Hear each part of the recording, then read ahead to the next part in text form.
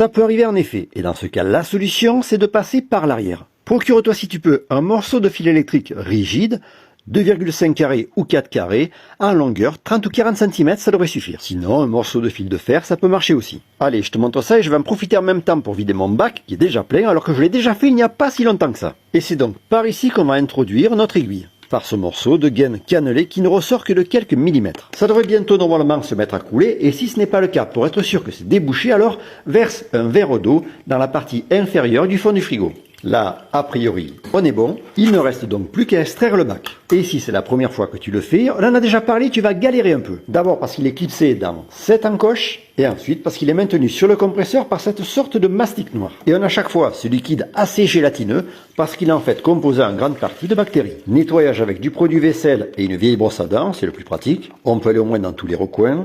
Voilà, c'est terminé, on peut maintenant le remettre en position. Tu nous diras dans ton cas si ça a bien marché ou pas.